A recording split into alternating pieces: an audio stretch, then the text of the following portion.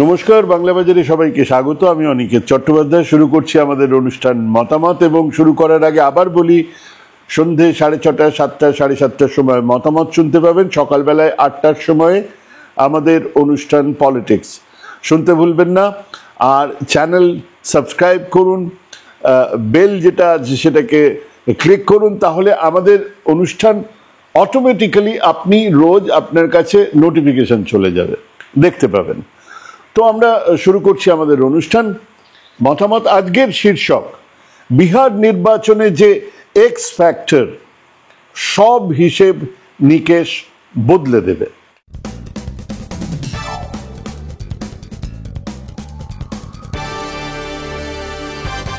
বিহার নির্বাচন না, গোটা দেশের যে কোনো নির্বাচনে একটা এক্স ফ্যাক্টর বিরাটভাবে কাজ করে।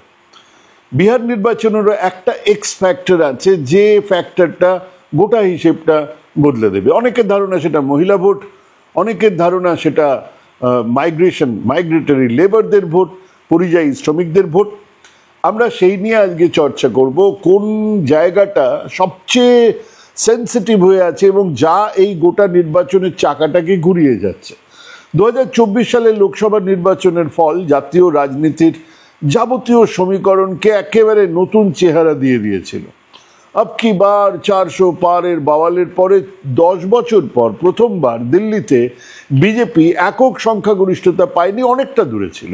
আর সেই পরিস্থিতিতে সরকার গড়ার জন্য তারা পুরোপুরি জোট শরিকদের উপরে নির্ভরশীল, এবং দুটো ক্রাচে ভর দিয়ে দাঁড়িয়ে আছে মোদী সরকার। সবাই জানেন বিহারের মুখ্যমন্ত্রী নীতিশ কুমারের জনতা দল ইউনাইটেড, সংক্ষেপে জেডিইউ, সেই জোটে সেই জন্যই খুব গুরুত্বপূর্ণ। কিন্তু ক্ষমতার এই সমীকরণে এক বড় প্রশ্ন আজ আমাদের সামনে আছে। প্রশ্নটা হলো, নীতিশ কুমার কি এখনো বিহারের রাজনীতিতে প্রধান মুখ, নাকি তিনি দিল্লির সেই দাবার চৌকস ছকের উপরে একটা ছোট্ট বোড়ে, একটা পেয়াদা মাত্র? এই ক্ষমতা কেন্দ্রিক টানাপোড়েনের মধ্যে বিহারের আসল রাজনৈতিক খেলাটা ঘুরিয়ে দিয়েছে অতি পিছড়ে বর্গ, ইবিসি, এক্সট্রিমলি ব্যাকওয়ার্ড কাস্টের মানুষজন।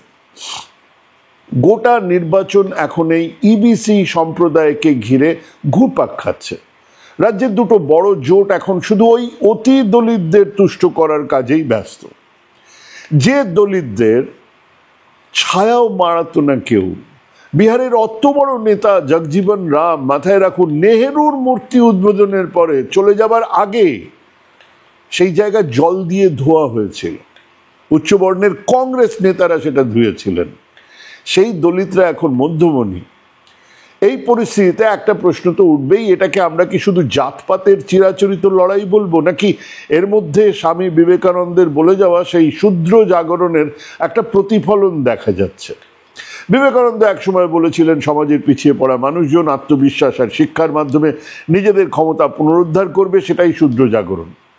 পরিস্থিতিটা এমন যে নীতিশের জেডিইউ লোকসভা রাজ্যসভা গিয়ে 16 জন মাত্র সাংসদ নিয়ে কেন্দ্রে বিরাট গুরুত্বপূর্ণ। তাদের সমর্থন চলে গেলে সরকার টলমল করবে, কিন্তু বিহারের ভেতরে তার দর কষাকষির ক্ষমতা অনেক অনেক দুর্বল হয়েছে। তারপরেও বিজেপি দুর্বল নীতিশকে ধরে রাখছে, কারণ তারা জানে অতি দলিতদের ভোট পেতে হলে নীতিশ এখনো অপরিহার্য। বিজেপির পক্ষে সেটা সম্ভব নয়। বিজেপির সম্রাট চৌধুরীর মতন কুশওয়া নেতা নিজের আসন ধরে রাখতেই হিমশিম খাচ্ছে।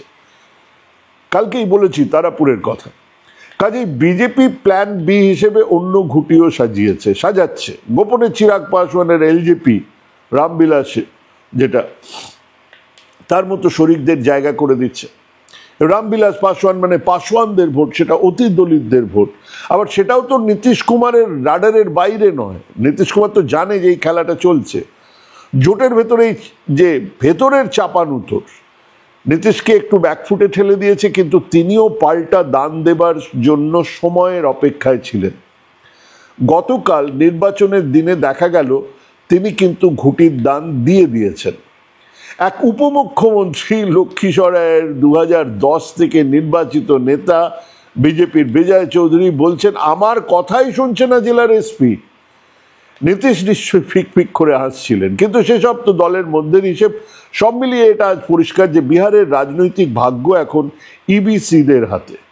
বিবেকানন্দ যখন শুদ্ধ জাগরণের কথা বলেছিলেন তখন তার ভিত্তি ছিল আত্মবিশ্বাস, ঐক্য, ভারতের আধ্যাত্মিক মূল্যবোধ, সংস্কৃতির ওপরে তিনি জোর দিয়েছিলেন। তিনি চেয়েছিলেন জাতি ধর্ম নির্বিশেষে সমস্ত মানুষ শিক্ষার মাধ্যমে জাগরিত হোক এবং নিজেদের আত্মবিশ্বাস ফিরে পাক। তার ভাবনা ছিল মূলত আধ্যাত্মিক এবং সামাজিক পুনরুজ্জীবন, কিন্তু রাজনৈতিক।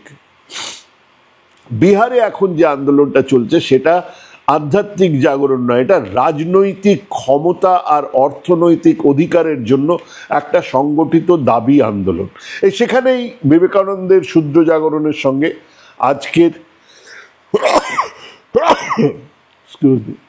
আজকের এই যে আন্দোলন তার তফাৎ। হ্যাঁ, এটাই হচ্ছে গিয়ে মজার, যে উনি চেয়েছিলেন একটা আধ্যাত্মিক সামাজিক আন্দোলন, আর আজকে যেটা হচ্ছে সেটা একটা সামাজিক, অর্থনৈতিক, রাজনৈতিক অধিকারের জন্য আন্দোলন। আর সেই মানুষরা বুঝেছেন যে ওই আধ্যাত্মিক সামাজিক আত্মবিশ্বাস রাজনৈতিক ক্ষমতা ছাড়া ফিরবে না। আর সেই জন্যই তারা জিতনি আবাদি উতনা হকের দাবি তুলেছেন, যে দাবির শেকড় আছে মণ্ডল রাজনীতিতে। সেখান থেকে এটা শুরু হয়েছিল। 1990 সালের পরে বিহারে যে সামাজিক পরিবর্তন এসেছিল তার মূলে ছিল মণ্ডল কমিশন। লালু প্রসাদ যাদবের নেতৃত্বে ওবিসি, তখন কিন্তু আমরা এই অতি পিছড়ে বর্গদের আলাদা করে গুনিনি, আলাদা করে তার হিসেব হয়নি। তখন বলা হতো ব্যাকওয়ার্ড ক্লাস, আদার ব্যাকওয়ার্ড ক্লাস। নেতারা, ওই ওবিসি নেতারা রাজনৈতিক ক্ষমতার হ্রাস উচ্চ বর্ণের হাত থেকে নিজেদের হাতে নিয়ে নিচ্ছেন। কংগ্রেসের যে রাজপুত ব্রাহ্মণ যে একটা লবি, একটা কোটারি, সেখান থেকে তারা ক্ষমতা নিয়ে নিচ্ছেন। এই পর্বকে আমরা মণ্ডল ওয়ান মডেল বলতে পারি, মণ্ডল ওয়ান মডেল। এই আন্দোলন পিছিয়ে পড়া মানুষদের রাজনৈতিক সচেতনতা এনেছিল, কিন্তু এই মণ্ডল রাজনীতিতে একটা বড় সীমাবদ্ধতা ছিল। ওবিসিদের মধ্যে একটা নির্দিষ্ট গোষ্ঠী, মানে যাদব সম্প্রদায়, তারাই পুরো ক্ষমতার স্বাদটা পেয়েছিল, তারাই ওই ক্ষমতাকে কাজে লাগিয়েছিল। ফলে সমাজের সবচেয়ে প্রান্তিক এবং দুর্বল অংশ, যাদের অতি পিছড়ে বর্গ বা ইবিসি বলা হয়, তারা অর্থনৈতিক ক্ষমতা এবং রাজনৈতিক প্রতিনিধিত্বের দিক থেকে পিছিয়ে ছিল। ইবিসিরা সংখ্যায় অনেক বেশি হওয়া সত্ত্বেও বিধানসভায় তাদের উপস্থিতি বা প্রতিনিধিত্ব কখনো 10% বেশি হতো না, এখনো তাই। 36% জনসংখ্যার মানুষজন 10% কমে রিপ্রেজেন্টেটিভ ছিল। এখন সেটা বোঝা যাচ্ছে। তাই বিহারের এখনকার আন্দোলনকে জাতপাতের পুরনো লড়াই বলে তাকে সরিয়ে রাখলে ভুল হবে। এটা আসলে মণ্ডল পরবর্তী যুগের জাগরণ, এটা মণ্ডল 2। ইবিসিরা এখন উচ্চ ওবিসি, যাদব ইত্যাদিদের আধিপত্য ভাঙতে চাইছে। এই আন্দোলনকে মণ্ডল 2 বলা যেতেই পারে। এখানে বিবেকানন্দের বলে যাওয়া আত্মবিশ্বাস এই ইবিসিদের রাজনৈতিক আত্মবিশ্বাসে চেঞ্জ হয়ে গেছে। তারা শুধু সামাজিক মর্যাদা নয়, এখন অর্থনৈতিক এজেন্ডাকে সামনে এনে রাজনৈতিক ক্ষমতা চাইছে। ঐতিহাসিক বঞ্চনার জায়গা থেকে উঠে আসা এই দাবি বর্তমান জাগরণের মূল ভিত্তি। 2023 সালে যে জাতিগত জনগণনা বিহারের রাজনীতিতে সবচেয়ে বড় পরিবর্তন এনে দিয়েছে। এই একটা রিপোর্ট বিহারের ক্ষমতার ভারসাম্যকে সম্পূর্ণভাবে পাল্টে দিয়েছে। এটা জানা ছিল যে অতি পিছড়েরা অনেক সংখ্যায়, অনেক, কত জানা ছিল না। ইবিসিদের আসল সংখ্যা সবার সামনে এসে গেছে। এই জাতিগত জনগণনা অনুযায়ী বিহারের মোট জনসংখ্যা 13 কোটির বেশি, আর এর মধ্যে অন্যান্য পিছিয়ে পড়া বর্গ যেটা বলে ওবিসি, তারা আছে 27%। কিন্তু অতি পিছড়ে বর্গের জনসংখ্যা হলো বিপুল, প্রায় 36%। ওবিসি ইবিসিকে যদি একসঙ্গে যোগ করা হয় তাহলে 63% ছাড়িয়ে যাবে। কোয়ালিশন অফ ওবিসি ইবিসি সাংঘাতিক। অন্যদিকে সাধারণ শ্রেণীর মানুষ আছেন মাত্র 15.52%। কংগ্রেস আমলে এই 15% মানুষ, এক বড় অংশ, ওই সমস্ত পিছিয়ে পড়া দলিতদের আর মুসলমানদের সমর্থন নিয়ে সরকার চালাত। অতি পিছড়ে বর্গ এবং মুসলমান। মণ্ডল মডেল 1-এ লালু যাদবের সময় সমীকরণটা বদলে গেল। ওই আদার ব্যাকওয়ার্ড ক্লাস, যাদব আর মুসলমানদের সমীকরণ তৈরি হলো।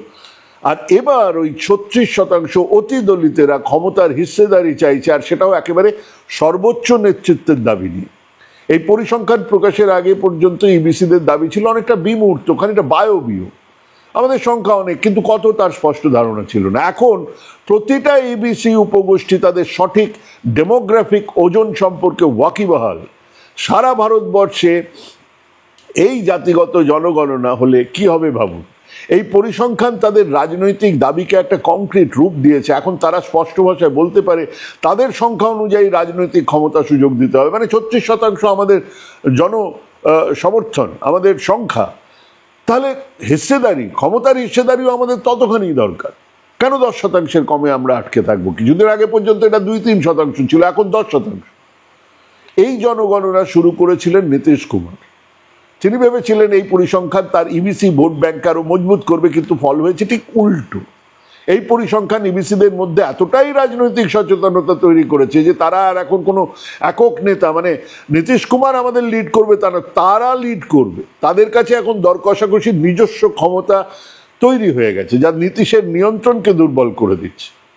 এই ইবিসি জাগরণ যদি বিহারে সফল হয়, তাহলে ভবিষ্যতে সারা ভারতে এক ধরনের দাবি উঠছে। এমনকি বিজেপির তৈরি করা বৃহত্তর হিন্দুত্ব ভিত্তিক সামাজিক জোট সেটা দুর্বল হয়ে যায়, হবেই। তার কারণ হচ্ছে গিয়ে এই ব্রাহ্মণ, ক্ষত্রিয়, ভূমিহাররা দেখবে তাদের ওপরে রাজনৈতিক, সামাজিক, সমস্ত ধরনের চাকরি বাকরি সমস্ত জায়গায় এই যে 60%, 65% মানুষের হেজিমনি তখন এস্টাবলিশ হবে, যে হেজিমনিটা 15-16% মানুষ এতদিন ধরে গোটা ভারতবর্ষে চালিয়ে আসছে। ঠিক উল্টোটা শুরু হলে বিজেপির যে একটা ব্রাহ্মণিজম যে কাঠামো, যেটা একটা ব্রাহ্মণ্য একটা কাঠামো তারা তৈরি করেছে। দেখুন, খেয়াল করে আরএসএস এর মাথায় একটা সামান্য একবার বাদ দিলে, সেটাও উচ্চ বর্ণ, কিন্তু একটা সামান্য বাদ দিলে প্রত্যেকে ব্রাহ্মণ, একেবারে পিওর ব্রাহ্মণ। কাজেই প্রাথমিকভাবে এই জাতিভিত্তিক জনগণনাতে বিজেপির আপত্তি ঠিক এই কারণেই ছিল। নীতিশ কুমার এখন রাজনৈতিকভাবে দুর্বল, ঘন ঘন জোট বদলেছেন, তাকে টার্নকোট পল্টু কুমার বলা হচ্ছে, তার রাজনৈতিক ব্র্যান্ড ভ্যালু কমেছে। 2017 সালে তিনি গঠবন্ধন ছেড়ে এনডিএ, আবার 24 সালে আবার ইন্ডিয়া জোট, আবার এনডিএ। তার দল জেডিউর আসন সংখ্যা কমেছে, কিন্তু তিনি এখনো সম্পূর্ণ অপ্রাসঙ্গিক নন, কারণ তিনি এখনো ইবিসি আর মহিলাদের একটা বড় অংশের কাছে অপরিহার্য। এই ভোট ব্যাংককে তিনি সাইলেন্ট ভোটার হিসেবে নিজের জায়গা হিসেবে গড়ে তুলেছেন। আর নীতিশ কুমারের সবচেয়ে বড় শক্তি ছিল এতদিন পর্যন্ত নারী কেন্দ্রিক উন্নয়ন প্রকল্পগুলো। তিনি পঞ্চায়েতে মহিলাদের জন্য সংরক্ষণ এনেছেন, মেয়েদের শিক্ষার জন্য সংরক্ষণ এনেছেন, ক্ষমতায়নের জন্য, মানে ওমেন্স যে পাওয়ার এম্পাওয়ারমেন্টের জন্য সাইকেল বিলোনোর প্রকল্প চালু করেছেন। আর এর মধ্যে সবচেয়ে গুরুত্বপূর্ণ হচ্ছে জীবিকা দিদি, একটা কর্মসূচি যেটা স্বনির্ভর মহিলা গোষ্ঠী তৈরি করা, যাদের অধিকাংশ ইবিসি, ওবিসি বা দলিত শ্রেণীভুক্ত। তারা অর্থনৈতিক সহায়তা পেয়েছেন। এইবারে একটা ব্যাপার হচ্ছে গিয়ে অনেক ঋণ, নগদ 10,000 টাকা তারা পেয়েছেন।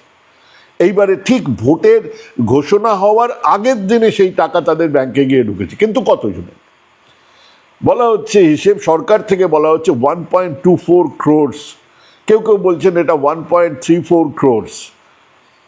যদি ধরে নিলাম 1.34 কোটি মহিলাদের কাছে এটা পৌঁছেছে, তাহলে এবারে গোটা বিহারের যে মহিলা যে সংখ্যা, সেই সংখ্যাটা কত? প্রায় 3.25 কোটি। তার মানে একটা বিরাট অংশ কিন্তু এই ভোটের আগে মনে করছেন আমাদেরকে টাকা দেওয়া হলো না, আমার পাশের বাড়িতে টাকা এসছে। সাংঘাতিক বুমেরাং হচ্ছে। এই মহিলারা ব্যক্তিগতভাবে এখনো নীতিশের প্রতি অনুগত, কিন্তু তারা এবারে অন্যরকমভাবে কথাবার্তা বলতে শুরু করেছে। বিজেপি জানে যে নীতিশ কুমার দুর্বল, তার দলের আসন সংখ্যা আগের থেকে অনেক কম, কিন্তু এই ইবিসি আর নারী ভোট ব্যাংককে অন্য কোনো নেতা বা দল এত সহজে নিয়ন্ত্রণ করতে পারবে না।